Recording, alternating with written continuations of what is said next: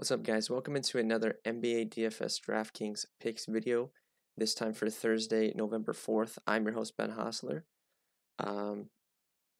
We have a 5-game NBA slate on tap tonight. Nothing crazy, it looks like, in terms of over-unders right now. Jazz Hawks is leading the way at 220.5. But yeah, I've personally had a rough NBA week this week, so I'm looking to get back on track tonight. As a reminder, be sure to like the video, subscribe to the channel, turn on that notifications bell to know whenever we post videos. We're turning out videos every day, basketball, football, everything. So be sure to stay tuned to the channel if you want access to my core plays, Bale's core plays, Sriracha, Spike, everybody over on our NBA team, dfskarma.com/pricing. Can get you access there as well to the premium Discord.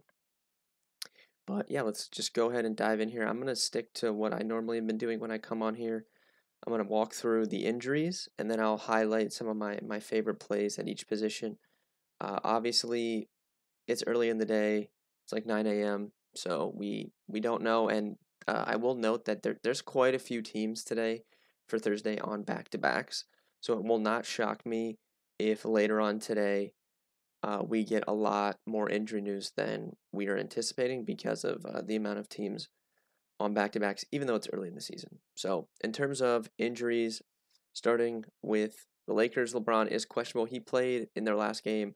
I'm assuming that he plays tonight, but we do have to monitor his status due to the questionable tag. If he were to miss, Anthony Davis, Russell Westbrook would become pretty close to must-plays for me, I would say.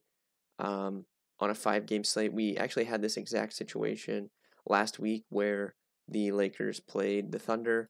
LeBron was out, and that one was in OKC.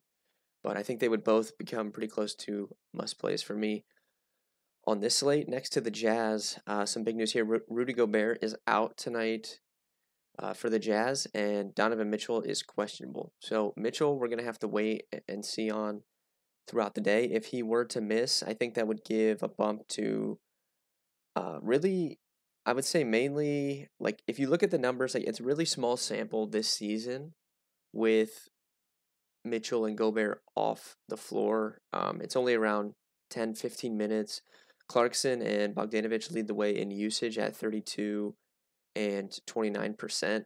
But obviously give a bump to Conley as well, slightly, but I think like Clarkson, Bogdanovic, Joe Ingles, who could potentially step into the starting lineup, those would be the big beneficiaries. And then with Gobert out, I mean, I'm assuming that Hassan Whiteside starts. He's only 4,100 on DraftKings. He's going to pop as a pretty good value play, going to be pretty much a lock in cash games, I'm assuming. Has topped out at 17 minutes this season, but even in that last game against Sacramento, put up 27 DraftKings points in 15 minutes. I think like they could do like some Eric Pascal could get some love too with Gobert out, but I'm just going to assume that Whiteside starts and is going to be a top value play on the slate. DeAndre Ayton is questionable for the Suns again. We had that situation the other day.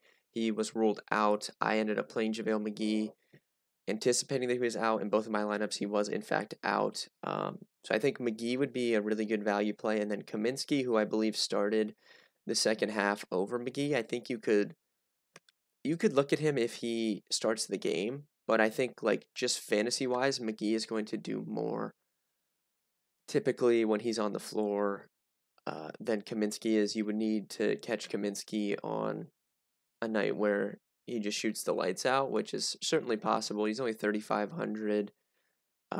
He put up massive game, 35 DK in the last game in 30 minutes. So I think both Kaminsky and McGee are fine plays if Ayton's out. But you need to wait for that news. And then for the Sixers, same situation we had yesterday. Tobias Harris and Ben Simmons are both out, which is good for Embiid. I was super heavy on him last night. I played him on both sites. He did not have a good game. Only put up, quote unquote only 42 DK points, which isn't terrible, but when you're paying 10K for someone, that's not great, especially when they have their two other best players out. So you're assuming that it's just going to be a smash Embiid game. People were concerned about the minutes. He played 34, which is on the high end of what I think you could expect for him yesterday. So the minutes were there. He just wasn't getting it done. Shot 6 for 18 from the floor, 1 of 5 from 3. He did get to 9 rebounds, so he kind of ran poor there. He could have got the double-double bonus had he got one more rebound, but his rebounding numbers in general have been down this season. I'm not sure what to make of it. Like last night in particular, it was kind of a neutral matchup, right? Because the Bulls give up a lot of shots at the rim, but at the same time, for a center, you're going up against Vucevic, who is going to pull you away from the basket, and that's definitely going to affect your rebounds. But I mean, if you look at Embiid, like he hasn't had a double-digit rebound game all season except for one game, and it was against Detroit, who they played tonight. And that was his best game of the season. He put up 59 DK, went 30 and 18. So I think the matchup's good. It's going to be tough for me not to play him again. I know he just let me down last night, but the numbers should be so good with Tobias, with Simmons out. So I do think I'm going to like Joel Embiid pretty heavily tonight. There's some other supplementary guys that are questionable, like Lou Dort, Daniel Tice. We can adjust to that throughout the day. If Tice in particular is out, I think we'll see Sengun start again. He didn't have a great game in that last game, but he did start, which is what I was assuming would happen. So I would be interested in him for his price on DK. But let's kind of dive in here and look at the positions and just go over some of my top plays early morning. At point guard, I think it's tough. I don't love any of these studs at the moment at point guard. I think you can consider a Trae Young, you can consider SGA, and you can consider Mitchell if he's ruled in. All those guys I think are fine, just no must plays for me. I think if I was picking one of those three, it would be SGA.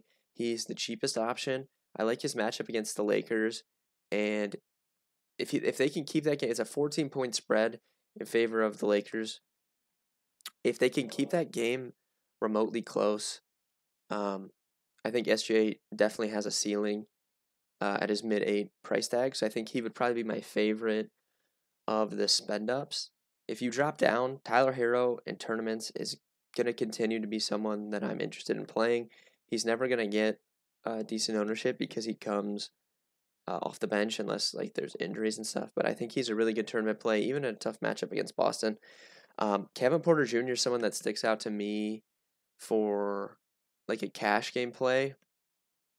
10.5-point spread, but he's really turned it on the last few games. In 3 of his last 4, he's top 30 DK. Got up to 40 minutes in that last game against the Lakers, 37 DK. I think KPJ is a pretty good play at his price tag. I would prefer him to Harrow in like a cash game setting. And then you also have Conley right there who's going to pop if Mitchell gets ruled out. So I think that's probably the range that I'm going to be targeting in cash games. If you drop down even further, Tyrese Maxey with the Sixers injuries has not really been putting up some ceiling level games, but the minutes have been there, 30 and 37 in his last 2. I definitely think you can go back to Maxey, and then you have Shake Milton down at 3,900 as well that I think is a fine play. I'm going to move over to shooting guard. I was saving Cade Cunningham for shooting guard, so if you guys are watching this and you're like, why isn't he mentioning Cade Cunningham? I was saving it for shooting guard. So we can talk about him. He burned everybody in the DFS industry 2 nights ago. I don't really know what to say. I don't think it was a bad play. I think in tournaments, like in NBA and tournaments, you can always fade someone that you know is going to be 70% owned or whatever he was, like even higher. In cash, I think it was the right play. He played, like they came out and said that he didn't have a minutes limit. Like he played 19 minutes in that first game, and then they asked Casey, and he said he didn't have a minutes limit. He came out and played 29 minutes, so I think that was true. He just shot the ball terribly once again. Went 1 for 8 from the field in his first game, 2 for 14 in his second game. Has yet to make a 3. This is literally one of the worst starts to an NBA career I can ever remember. for a number one pick. I mean, this is like Markelle Fultz level start to your career. So I'm not saying Cade Cunningham's going to be Markelle Fultz. I'm just saying he's not going to shoot the ball that bad every single game. So at 4K, he's still the top value on the slate. He's going to be a must-play in cash games. If you want to fade him in tournaments, that's completely fine, but you should be plugging him in to your cash game build. Outside of him, I kind of buried the lead there, but if we're looking at the more expensive options, no issues with Jalen or Booker in GPPs, but those guys just aren't jumping off the page for me as of right now. Seth Curry at 5,900 I think is interesting.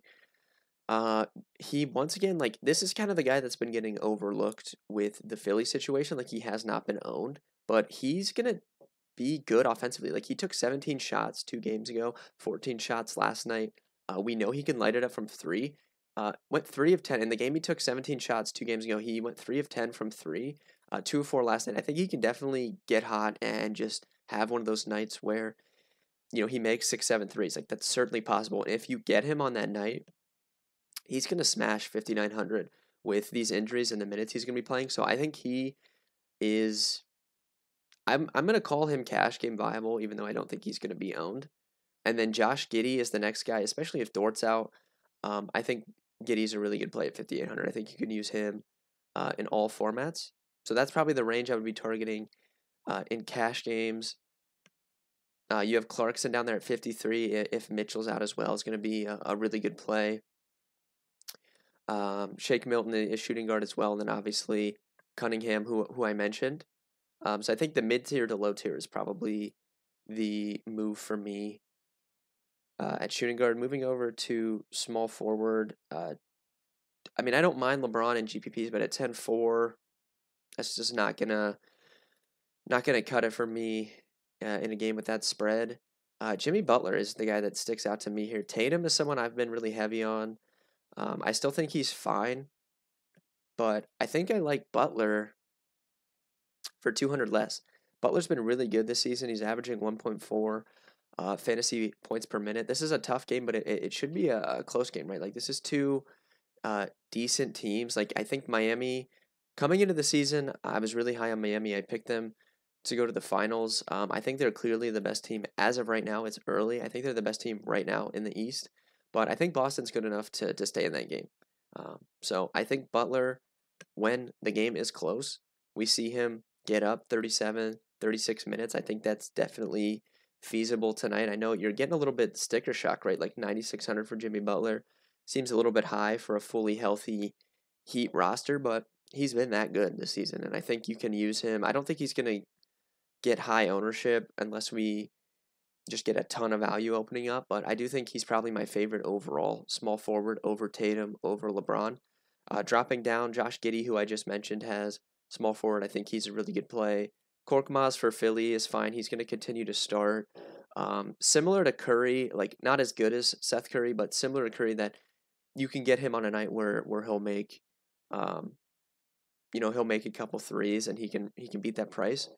But 4,700, I think I would prefer George Snyang on the same team. I played Niang last night. This guy's been super hot shooting. I'm not going to expect him to continue to shoot 40, 48, 50% from the field, but his role is legit with these injuries off the bench. 31 to 32 minutes in his last 2 games. I like George Niang a lot again at 4,400. Definitely a cash game play for me as of early this morning. Power forward's tough. I don't see anything jumping off the page for me as of right now. I do want to mention that the Hawks coach came out and said that they're going to plan on resting people in this stretch of games that they're on. And we had John Collins questionable yesterday, ended up played 37 minutes.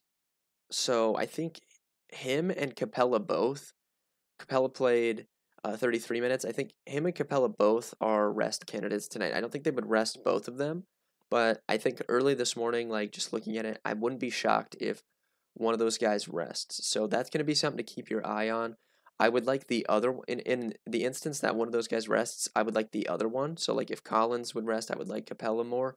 If Capella rests, Collins would be one of the top plays on the slate at 7,100. He's going to slide over, get some more center minutes. I think he would be a really strong play, but that's something to keep an eye on. Some of the supplementary pieces for Atlanta as well would probably get a bump in projection, but we need to keep an eye on that. Al Horford, 7,400. Probably not a cash game play, but dude, this dude has just been unreal. I mean, he's topped 40 DK in each of his last 5 games. It's kind of tough to, this dude's like revitalized his career going back to Boston. So 7,400, I do think he's in play for tournaments. Bojan Bogdanovic, who I mentioned, has the second highest usage on the team this season with Mitchell and Gobert out. So if those guys are out, you can consider him at 5K in all formats. Georges Niang has power forward on DraftKings. You can use him there as well. I guess the only other situation, Royce O'Neal is questionable as well. He plays good minutes, right? 35, 31, 30 in his last 3 for the Jazz. If he were to miss, and Mitchell were to miss, stuff would really start to open up for Utah then. So that would be a situation to monitor. Kaminsky is power forward eligible on DK if we get 8 and out. So there is some value here potentially opening up. James Robinson Earl, I think, could get a bump in minutes if Dorn were out, but that would be GPP only, I think. So there is some decent value and some mid-tier plays, but I think at the top tier, Collins, if Capella randomly rests, would be really good. Al Horford, probably my favorite spend up. Unless LeBron's out, you could look at Anthony Davis at 10-3. Moving over and finishing up at center, I think Whiteside is definitely the top overall play here, assuming he starts with Gobert out, and then you have Embiid. So a really good value play and a really good spend up play. All those guys in the middle are probably going to go overlooked, especially if we're playing Whiteside. He's going to project well. It's going to be an obvious play. Everyone's going to be on him. Capella, like I said, if Collins is out, I would be interested in. Especially with Gobert out on the opposite side of that game, that's definitely a bump in matchup for the Atlanta Bigs. I'd much rather go against Whiteside, Eric Pascal, than I am going against Rudy Gobert. The guy in the mid-tier that sticks out the most to me, Bam Adebayo, 8,100. This dude's numbers are up across the board. 1.3 fantasy point per minute player this season, coming off a 44 DK game against Dallas. I think this game's going to be close, like I said, so I would be fine playing Bam at 8,100. I think that's still a discount. I think he should be more mid-8s, so I like him a lot. That about does it for the mid-tier, I think. Whiteside's going to be the top value. Sengun's there, but he's 4,100, right? Same price as Whiteside, so we're going to be playing Whiteside over him. I don't mind double cheap center if you want to do that, but we would need news to break right in that instance. I think I covered favorite plays at each position pretty well. If you guys want, drop below in the comments section how many points Joel Embiid is scoring tonight. I'm generally curious. Coming off that bad game, no Tobias, no Simmons, great matchup against Detroit. How many points is Embiid scoring tonight? See if anyone can get it right, right on the head. Thank you guys for watching, and good luck tonight. We'll see you guys tomorrow for Friday's big slate.